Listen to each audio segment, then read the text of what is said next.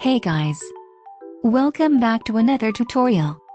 If you're new on my channel, don't forget to subscribe. Also click the notification bell so that you'll be notified every time I post a new video. For today's Lightroom tutorial, I will show you how to create this filter. Requested by 𝗲𝗶𝗶𝗀𝗏.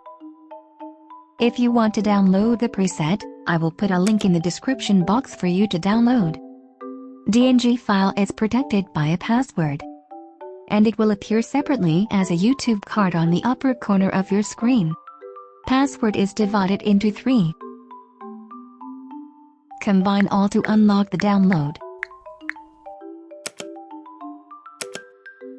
For mobile user, to be able to see the password, make sure to use YouTube app instead of the browser.